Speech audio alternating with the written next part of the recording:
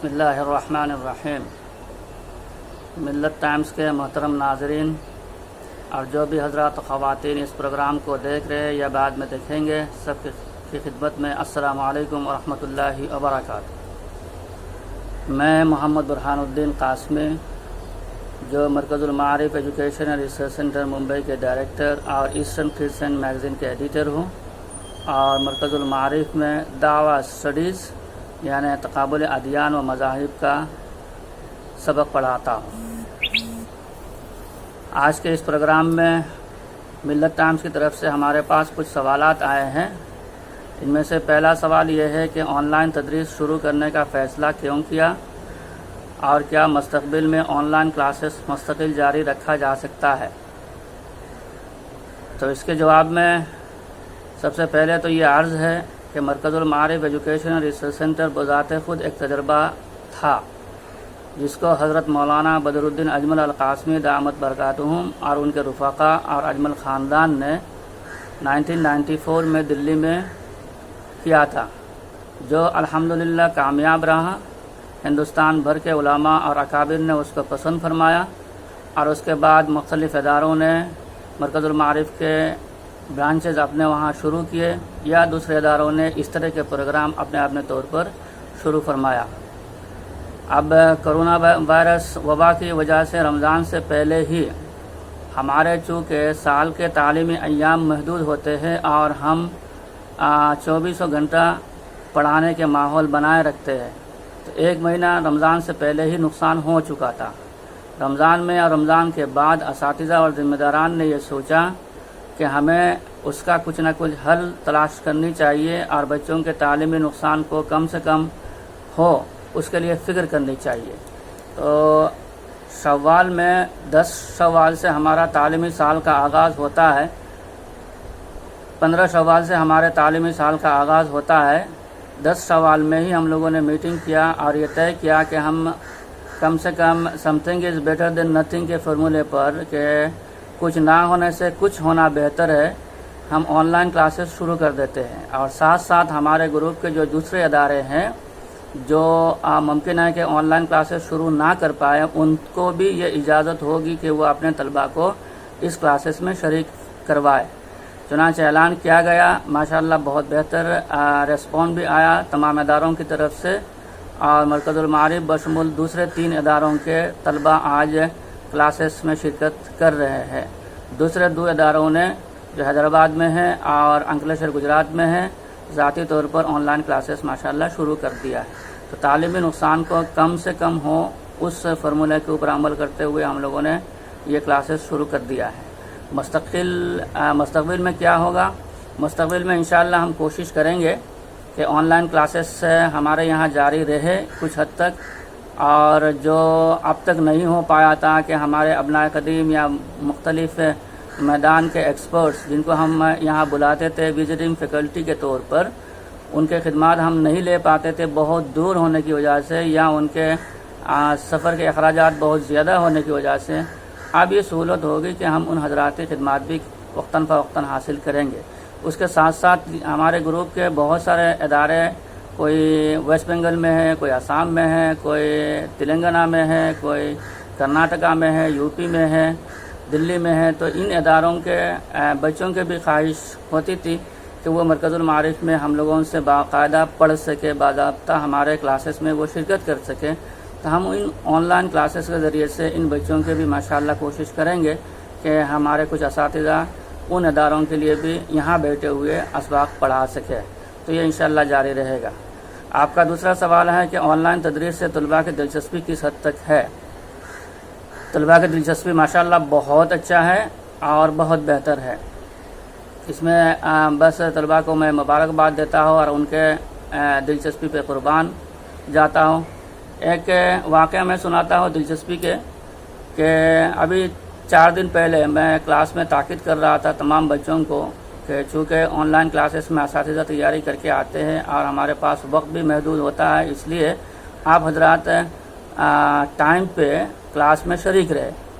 تو ایک طالب علم نے کہا کہ سر میں کوشش کرنے کے باوجود کبھی کبھی فرسٹ پیریڈ میں تھوڑا سا لیٹ ہو جاتا ہوں، یا کبھی کبھی شریک ہی نہیں ہو پاتا ہوں، اس لیے میں معذرت خواہ ہوں۔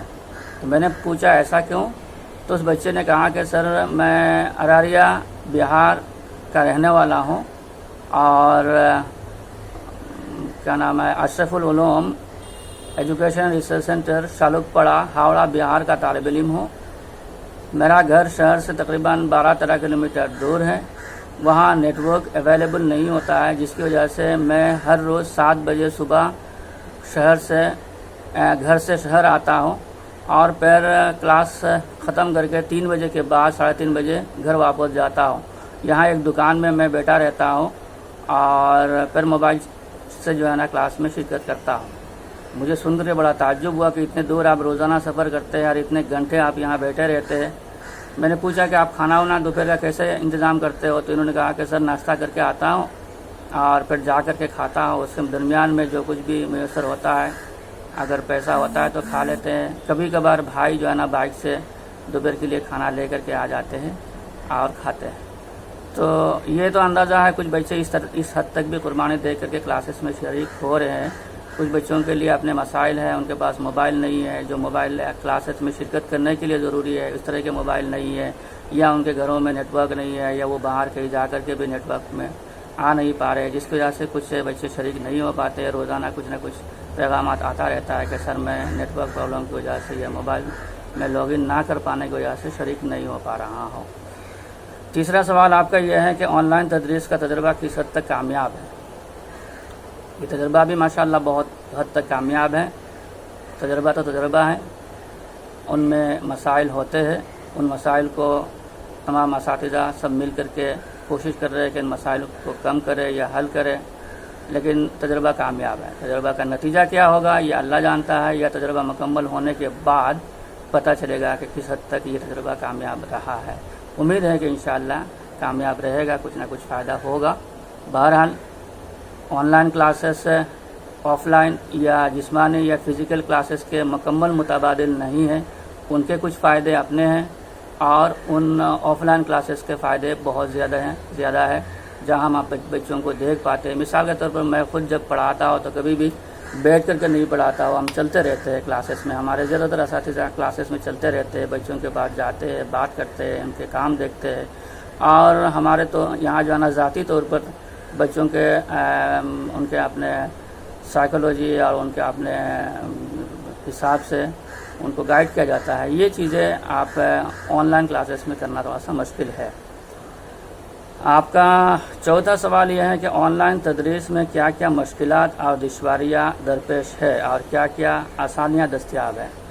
تو کچھ دشواریاں تو میں نے ابھی بتایا آپ کے تیسرے سوال کے جواب میں کہ وہ دشواریاں ہیں، اور کچھ آسانیاں جو ہیں وہ یہ ہے کہ آف لائن کلاسز میں ہم بہت سارے لوگوں کی خدمات نہیں لے پاتے تھے دور ہونے کی وجہ سے۔ اب آن لائن میں وہ دوری جو ہے نا کم ہو گئی ہے، ہم موبائل کے ذریعے سے ٹیکنالوجی کے ذریعے سے حضرات کی بھی خدمات لے پاتے ہیں۔ مثال کے طور پر ابھی ہمارے ایک ساتھی جو مرکز المعارف کے ابناء قدیم میں سے ہے، بہترین استاد رہے ہیں، دارالعلوم کے بھی استاد رہے ہیں، اب لندن میں ہیں، تو وہ وہاں سے باقاعدہ اسپوکن عربک کا اور اسپوکن انگلش کے کلاسز لے پا رہے ہیں۔ اسی طرح سے ہم لوگوں نے اور بھی سوچا ہے کہ مختلف ایکسپرٹس جو ہے یا اپنے ابناء قدیم ہے دنیا بھر میں پھیلے ہوئے، کوئی یو ایس اے میں ہے، کوئی ساؤتھ افریقہ میں ہے، کوئی گلف کنٹریز میں ہے، یا مختلف شہروں میں ہے ہندوستان کے بڑے بڑے اداروں سے جڑے ہوئے تجربہ کار اساتذہ ہے، ان حضرات کے بھی خدمات لیا جا سکتا ہے بآسانی، بغیر کسی پیسے کے مزید اخراجات کے، اور طلبہ ان سے مفید ہو سکتے ہیں۔ تو یہ تو ایک آسانیاں ہے۔ مشکلات جیسے میں نے پہلے بتایا، موبائل کے نیٹ ورک ایک پریشانی ہے، کچھ بچے ان کے گھروں میں مالی حالات جو ہے نا سب کے برابر نہیں ہیں، تو وہ ممکن ہے کہ اس طرح کے موبائل خرید نہیں پا رہے، وہ کلاس میں برابر شریک نہیں ہو پا رہے، کسی ساتھی کے موبائل لا کر کے یا کیسے بھی جگاڑ کر کے شریک ہو رہے، تھوڑا سا پریشانی ہے ان لوگوں کو، یہ بتاتے رہتے ہیں۔ آن لائن کلاسز میں شرکت کے لیے موبائل بھی تھوڑا سا بہتر ہونا چاہیے، کم سے کم 2 GB ریم والا موبائل ہونا چاہیے، تب جا کر کے آپ ویڈیو وغیرہ دیکھ پائیں گے، اور اس میں بھی جو ہے نا میموری کا اچھی خاصی ہونی چاہیے، کیونکہ ڈاٹا ٹرانسفر بہت زیادہ ہوتا ہے کلاسز میں۔ تو یہ تمام مسائل جو ٹیکنیکل مسائل ہے وہ ہے۔ دوسرا یہ ہے کہ کلاسز کے جو ہم اسائنمنٹ چیک کرتے تھے، جس طرح سے چیک کر لیتے تھے اس طرح سے نہیں ہو پا رہا ہے، دوسرے طریقے ہم لوگوں کو अपनाना पड़ रहा है। वो ऑफलाइन जो है ना असाइनमेंट चेक करना बेहतर होता है, ऑनलाइन इतना नहीं होता है, क्योंकि उस वक्त हम जब चेक कर रहे होते हैं किसी बच्चे के कापी को हम चेक कर रहे हैं, मिसाल के तौर पर ये है तो हम यहाँ लिखते हैं और बच्चा भी देखता है कि हम क्या क्या तब्दीलियाँ कर रहे हैं। वो चीज़ें जो है ना वहाँ नहीं हो पाती और ये मुश्किल है। फिर भी जो है ना उसके मुताबिक हम लोगों ने बना लिया है, व्हाट्सअप ग्रुप्स बना लिए हैं मुख्तलिफ, हर उस्ताद का अपना व्हाट्सअप ग्रुप है, उस ग्रुप में वो उस्ताद और तमाम तलबा शामिल है। तो वो सारे असाइनमेंट वहाँ दिए जाते हैं, वहाँ डिस्कस किए जाते हैं, सवालात पूछे जाते हैं, वहाँ हाज़िरी भी हो जाती है। इस तरह से कुछ ना कुछ हम लोगों ने इंतज़ामात किए हैं, जो इंतज़ामात मुकम्मल तौर पर ऑफलाइन क्लासेस के मुताबादिल नहीं है। बस इंतज़ामात है, एक क्या नाम है, एक कोशिश है कि ना होने से कुछ तो हो। पांचवा सवाल आपका यह है कि कौन कौन से ऐप्स इस्तेमाल किए जाते हैं और उनके तरीका इस्तेमाल क्या है। इस्तेमाल किए जाते हैं यानी कौन कौन से ऐप्स इस्तेमाल किए जाते हैं, बहुत सारे ऐप्स इस्तेमाल किए जाते हैं। हमारे साथी मौलाना अफजल साहब से अगर आप पूछेंगे तो वो इस मौजू पे ज़्यादा मालूमात रखते हैं, वो बेहतर जवाब दे पाएंगे। कुछ प्राइवेट इदारों ने अपने ऐप्स तैयार भी किए हैं, इनमें कुछ मुसलमान इदारे भी माशाल्लाह शामिल हैं हैदराबाद से, इन हज़रात ने भी ऐप्स डेवलप किए हैं, वो ऐप्स भी इस्तेमाल हो सकते हैं। मुख्तलिफ स्कूल्स ने अपने ऐप्स तैयार किए हैं, उसके ज़रिए से पढ़ाते हैं। हम लोग सारे देखभाल करने के बाद तमाम चीज़ों को जब रिसर्च किया तो हमें लगा कि जूम और स्काइप जो है ना से हमारा काम चल सकता है। जूम में डाटा तो सा हैवी इस्तेमाल होता है, हमारे बच्चों के लिए जूम भी बहुत ज़्यादा सक्सेसफुल नहीं है, लेकिन जूम में वीडियो क्वालिटी बेहतर होती है और स्क्रीन में सब लोग जो है ना नज़र भी आ जाते हैं। स्काइप में डाटा थोड़ा सा कम शायद लगता है, जिसकी वजह से बच्चे आसानी से सुन पाते हैं या जो उस्ताद है उनको देख पाते हैं स्क्रीन शेयरिंग के ज़रिए से। तो हमारे ज़्यादातर असातिज़ा स्काइप का इस्तेमाल कर रहे हैं और बाकी जिसको जो सहूलत होती है, अभी MS ने भी शुरू किया है, गूगल का भी है, ये तमाम चीज़ें आप हजरात इस्तेमाल कर सकते हैं। तरीका इस्तेमाल किया है तो ये तो एक ट्रेनिंग का बाकायदा मुद्दा है और इसके लिए तफसील से जाना पड़ेगा, एक एक करके समझाना पड़ेगा। और बाकी सामीन के लिए, नाज़रीन के लिए ये है कि ऑनलाइन ऐप्स के इस्तेमाल का तरीका बाकायदा यूट्यूब में बहुत सारे छोटे छोटे क्लिप्स है, आप इनको देख सकते हैं और देख करके इस्तेमाल कर सकते हैं। हाँ, जो मदारिस या जो इदारे उनको ज़ाती तौर पर गाइडेंस की ज़रूरत है, अगर मुनासिब समझे तो हम लोगों से रब्ता कर सकते हैं, हम अपने हद तक जो है ना उनको मालूमात फराहम करेंगे। और ये हमारे लिए एक तजर्बा था, हम लोगों ने किया, माशाल्लाह कामयाब और बेहतर तरीके से उसके ऊपर हम अमल कर पा रहे हैं और उससे फ़ायदा भी हो रहा है। इसलिए मदारिस इस्लामिया और ज़िम्मेदारान से भी हमारी ये गुजारिश है कि कोशिश करें, सोचें, फ़िक्र करें और काबिल अमल हो तो उसके ऊपर अमल किया जाए। इससे कुछ ना कुछ फ़ायदा ज़रूर हो रहा है और होगा। बिल्कुल बच्चे अगर घर में बैठे रहेंगे तालीम के अलावा तो वो मेरे ख़्याल में बहुत मुफीद नहीं है, हमें उनको कुछ ना कुछ काम देना चाहिए और ये आसान है, ये किया जा सकता है। बिल्कुल इसके लिए कोई ख़ास मुश्किलात नहीं है, बस इस जहन के साथ, इस नीयत के साथ बैठा जाए कि हमें उसके ऊपर अमल करना है तो अल्लाह भी जो है ना असबाब मुहैया करेगा और ज़रूरत पड़े तो हम लोग जो है ना तैयार हैं आपको ताउन करने के लिए। मरकज़ुल मारिफ के ऐलान के बाद मरकज़ुल मारिफ के चीज़ों को जब अखबारात ने शाये किया तो कम से कम 2-3 मदारिस के ज़िम्मेदारान ने हमसे फ़ोन किया, हमने उनको रहनुमाई की और उसके बाद वहाँ से भी जो है ना क्लासेस शुरू हो गया। बाकायदा हिफ्ज़ के भी क्लासेस जो है ना ऑनलाइन लिए जा रहे हैं।